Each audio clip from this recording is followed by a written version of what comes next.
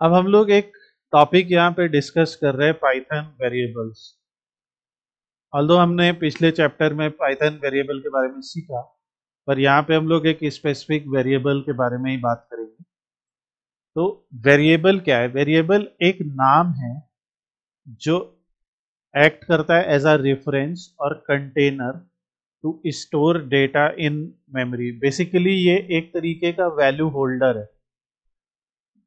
तो एक नाम के अंदर आप एक वैल्यू स्टोर कर रहे हैं और वेरिएबल प्रोग्रामर्स को अलाउ करता है स्टोर करने के लिए, मैनिपुलेट करने के लिए और रिट्रीव करने के लिए डेटा को प्रोग्राम में। तो जैसे यहाँ पे दो वेरिएबल बनाएंगे, नेम इक्वल टू एलिस। यहाँ पे वेरिएबल है नेम, इक्वल टू को कहेंगे हम लोग असाइनमेंट, या यहाँ पे हम लोग जो है असाइन कर रहे हैं वैल्यू। तो आगे के चैप्टर्स में हम लोग पढ़ेंगे ऑपरेटर्स, जिसमें एक चैप्टर आएगा असाइनमेंट ऑपरेटर्स। तो ये जो equal to, single equal to होता है, ये असाइनमेंट ऑपरेटर है, असाइन किया जा रहा है।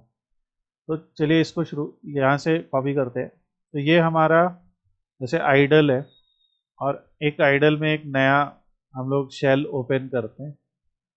तो या यहाँ से एक नया आइडल विंडो ओपन करते हैं। तो यहाँ से जब पाइथन इंस्टॉल्ड है तो आप आइडल ओपन कर लेंगे और आइडल का ये आपका शेल ओपन हो जाएगा। तो अगर हम यहाँ लिखते हैं name is equal to Alice, यहाँ पे ये वेरिएबल का नाम और उसमें वैल्यू स्टोर हो गई। अगर हम लिखते हैं नंबर इज इक्वल टू 56, तो डिफरेंस आप देख रहे हैं कि अगर आपको एक स्ट्रिंग वैल्यू स्टोर करनी है तो स्ट्रिंग वैल्यू को स्टोर करने के लिए आपने डबल कोट या सिंगल कोट का इस्तेमाल किया, पर वही अगर कोई नंबर आपको स्टोर करना है तो नंबर को स्टोर करने के लिए या प्रिंट करने के लिए आपको कोई डबल कोट, सिंगल कोट, इसकी कोई ज़रूरत नहीं है। ठीक है। और इस टाइप के नंबर को हम लोग इंटीजर कहते हैं, ये हम लोग आगे अभी पढ़ेंगे आराम से। सर अगर इंटीजर वैल्यू के लिए कोड की नीड नहीं है तो ऐसा क्यों होता है? मैंने एसक्यूएल में भी देखा है कि इंटीजर में आप क्योंकि वो नंबर है और अपने आप में डिफाइंड है कि वो कहाँ शुरू हो रहा है, कहाँ खत्म हो रहा है। और ऐसा इसमें यही एक अच्छी चीज है कि अगर आपने एक नंबर लिखा, अब जैसे आप मान लीजिए एक और नंबर लिख रहे हैं और ऐसे लिख रहे हैं 5 स्पेस 6, ठीक है, तो यहाँ एरर आ जाएगा। पर यही अगर आप इसी नंबर को ऐसे लिख रहे हैं 5 स्पेस 6, तो यहाँ कोई एरर नहीं आएगा। तो रीजन क्या है कि अगर नंबर जो होता है वो खुद में ही एक डिफाइंड है, वो एक ऐसी चीज है जिसकी डेफिनेशन पहले से पता है सबको। तो इसलिए उसको डिफाइन करने के लिए कोई भी हम ऐसा डबल कोट, सिंगल कोट कुछ नहीं दे रहे। कोई भी नंबर आप दीजिए, जैसे अगर इवन हमने ए नाम का वेरिएबल लिया और इसमें हम एक नंबर स्टोर कर रहे हैं 4.5, जो कि फ्लोट कहलाता है, तब भी ये डिफाइंड है, कोई स्पेस नहीं है, कुछ नहीं है। पर जब हम स्ट्रिंग की बात करते हैं तो स्ट्रिंग में क्या होता है कि कहाँ से शुरू हो रही, कहाँ खत्म होएगी, और इसके बीच में स्पेस भी आता है, स्पेशल कैरेक्टर्स भी आ सकते हैं, जैसे डबल कोट, सिंगल कोट, या कोई भी स्पेशल कैरेक्टर आ सकता है। जैसे किसी ने ईमेल कही, व्हाट इज ईमेल, मान लो हमने एक ईमेल नाम का वेरिएबल बनाया, तो यहाँ पे लिखा है test@gmail.com। तो यहाँ पे आप देख रहे हो कि स्पेशल कैरेक्टर भी आ रहा है, डॉट भी आ रहा है। सो यहाँ पे भी जैसे स्पेशल कैरेक्टर है, तो क्योंकि ये सारी चीजें, इसलिए इनको डबल कोट्स के अंदर या सिंगल कोट्स के अंदर लिखना पड़ता है, जिसे पता लगता है ये कहाँ से शुरू हो रही, कहाँ एंड है। तो इसलिए ये। और दूसरी इंपॉर्टेंट चीज कि पाइथन में कोई भी आप अलग से डिफाइन नहीं कर रहे, जैसे हमने अपने पिछले चैप्टर में भी पढ़ा कि हम यहाँ पे ऐसे लिख नहीं रहे कि इंट एक्स या इंट नम या इंट ए इक्वल टू 67, ऐसा कोई लिख नहीं रहे।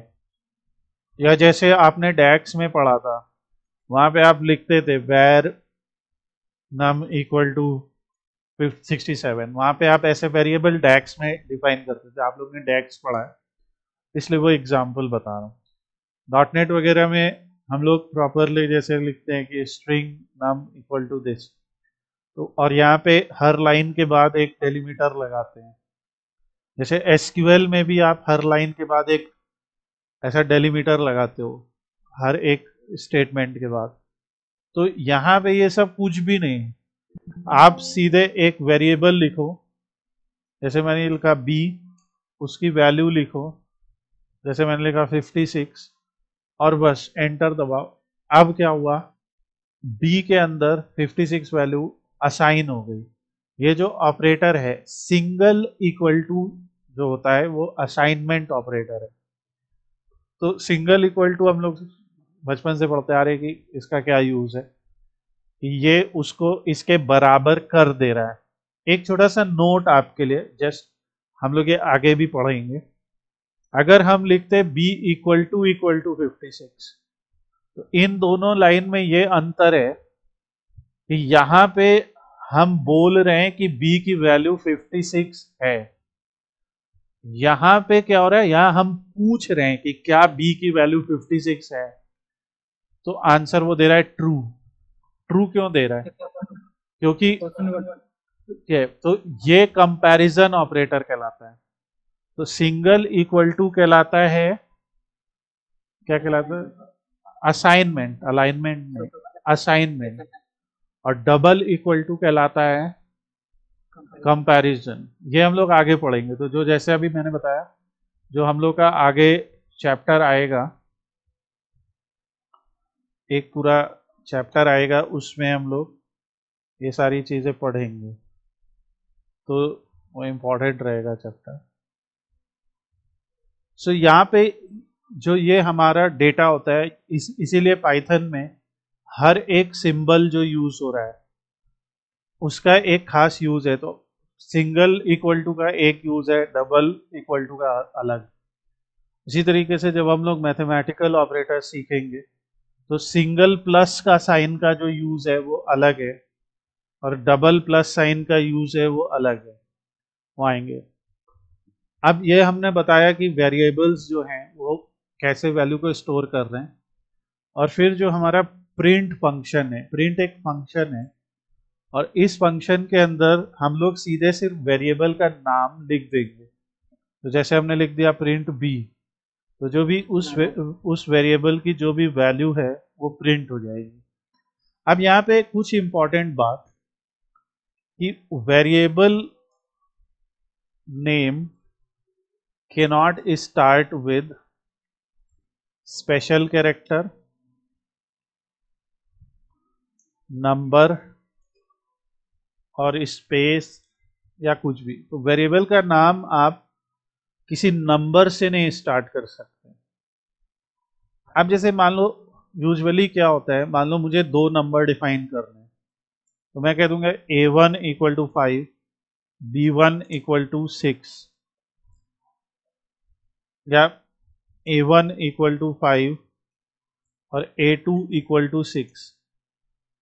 तो और अगर मैंने कहा प्रिंट a1, तो इसका मतलब ये है कि a1 के अंदर जो भी वैल्यू है ये आ गई। तो यानी कि वेरिएबल के नाम में हम लोग नंबर यूज कर सकते हैं। ये पहली चीज कहीं पे आप लिख लीजिए। और ये सारी चीजें यहाँ पे हम लोग ने लिख रखे हैं, जो वेरिएबल्स का हमारा चैप्टर है।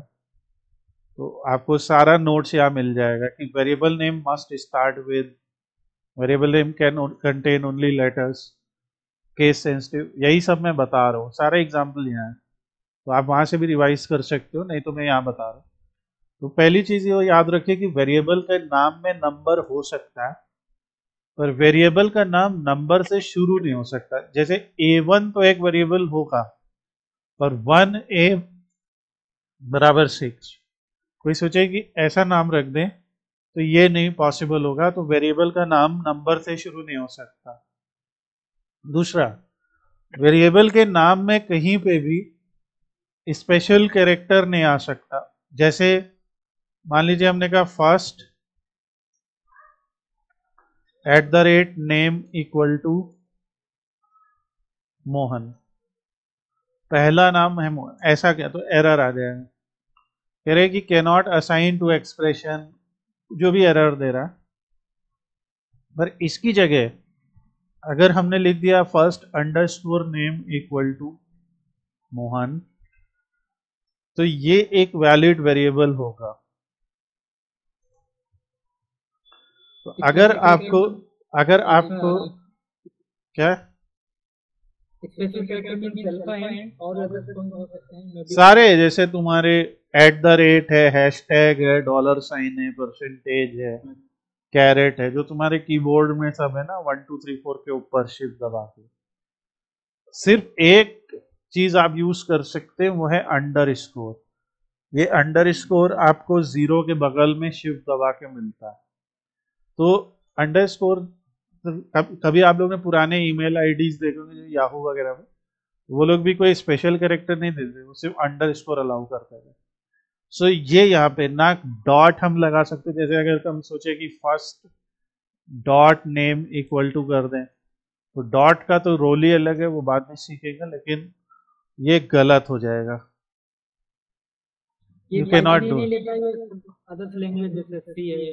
अभी हम और लैंग्वेज की बात नहीं करेंगे, हम अभी पाइथन की बात करें। पाइथन नहीं लेता, अलग अलग लैंग्वेज में, कई लैंग्वेज में ये पॉसिबल नहीं है, but let's not talk about that. So यहाँ पे आपको याद रखना, क्योंकि हम पाइथन सीख रहे हैं, तो पाइथन में क्या होता है, ठीक है।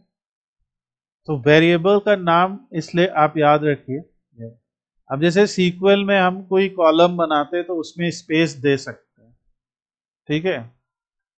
होता है ना कि कॉलम का नाम बना रहे हो तो स्पेस दे दो उसमें, तो वहां एरर नहीं आएगा। पर यहाँ पे अगर आप कॉलम का नाम बना रहे हो और स्पेस दे रहे हो, तो ये एरर आ जाएगा। सो ये याद रखिए, ना स्पेस, ना ही कोई स्पेशल कैरेक्टर, ना ये वेरिएबल का नाम नंबर से स्टार्ट हो सकता है। तो ये रूल है। फिर एक और रूल क्या है, रूल ये है कि वेरिएबल के नाम केस सेंसिटिव है। केस सेंसिटिव का मतलब क्या है, जैसे हमने लिखा एल नेम, लास्ट नेम मान लो, तो एक इस तरीके से लिखा कि L name equal to Sharma, और एक लिखा L name equal to Mishra, ऐसा कुछ लिख दिया। सो यहां पे अगर हमने एल नेम को प्रिंट किया, जबकि दोनों में सेम ही कैरेक्टर है, ए बी सी, दोनों में एल नेम ही है, पर ये दो अलग अलग वेरिएबल्स हैं। कोई एक भी कैरेक्टर अगर उनमें अपर केस या लोअर केस हो जाएगा, तो वेरिएबल का जो है पूरा नाम पता सब बदल जाएगा। तो इसलिए ये बहुत इंपॉर्टेंट है, आपके लिए याद रखना। तो ये वेरिएबल्स के नियम है कि वेरिएबल नेम को आप किसी लेटर या अंडरस्कोर के साथ स्टार्ट कर सकते हैं। जैसे ये एक ऐसे है, जैसे underscore name equal to Sachin, ऐसा हम लिख सकते हैं। तो underscore name equal to Sachin लिख दिया, ये वाला चीज पॉसिबल है। तो ये यहाँ पे दिया हुआ है। और variable name can only contain letter, number and underscore. जैसे यूजर एज, नंबर 1 2 3 यूजर, तो ये हाइफन नहीं अलाउड है, माइनस साइन, हाइफन कुछ भी नहीं अलाउड। और वेरिएबल के नाम केस सेंसिटिव है। और एक और इंपॉर्टेंट रूल, यहाँ पे ये 4 5 चीजें लिख लीजिए, जैसे इफ, एल्स, वाइल, फॉर, इस टाइप के जो कीवर्ड्स हैं, वो सारे कीवर्ड हम लोग एक एक करके आगे पढ़ते जाएंगे, तो वो भी जो है वेरिएबल के लिए यूज नहीं किए जा सकते, ये रिजर्व्ड कीवर्ड हैं। जैसे फॉर, देखो जो भी हम लिखेंगे वो यहाँ पे ऑरेंज हो जाएगा इफ, ठीक है। लेन ये पर्पल हो गया। कुछ ऐसी चीजें जो पर्पल या अदर हो रही है, आप अगर वो ऐसा हो रहा है तो आप समझ जाओ कि वो कोई रिजर्व्ड कीवर्ड है, जैसे इंट, str, ठीक है। तो जैसे ये सब डेटा टाइप के लिए जो हम आगे पढ़ेंगे, तो ये सारी चीजें हम यूज नहीं कर सकते। जैसे फ्लोट, FLOA लिखा, ये अभी ब्लैक है, दैट मीन्स कि ये यूज हो सकता है एज अ वेरिएबल ने। और FLOA करा तो वो पर्पल हो गया, दैट मीन्स कि ये कहीं ना कहीं यूज हो रहा है या तो फंक्शन में।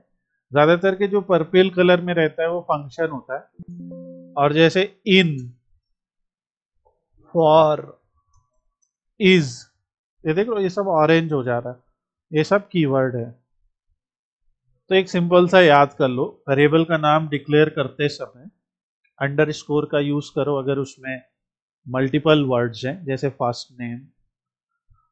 और अगर उसमें मल्टीपल वर्ड्स नहीं है तो आप जैसे यूजुअली हम लोग ने जब एसक्यूएल का चैप्टर पढ़ा था, जैसे हम एसक्यूएल के चैप्टर में कॉलम के नाम डिफाइन करते आए थे, वैसे ही आप उसको डिफाइन कीजिए।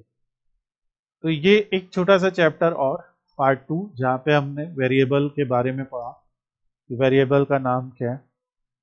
अब हम लोग अगले चैप्टर जो अब नेक्स्ट पढ़ेंगे आगे, उसमें हम लोग डेटा टाइप्स पढ़ेंगे, नंबर्स पढ़ेंगे, कास्टिंग है, स्ट्रिंग है। स्ट्रिंग के खूब खूब सारे अपने ही प्रॉपर्टीज हैं।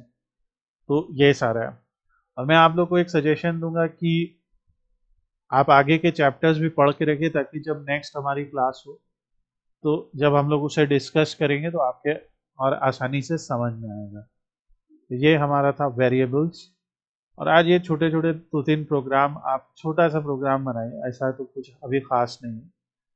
तो आपने आइडल में इसको करिए रन, अलग अलग स्ट्रिंग्स को प्रिंट करने की कोशिश कीजिए, अलग अलग नंबर्स को प्रिंट करने की कोशिश कीजिए। And after this we will discuss in the next class.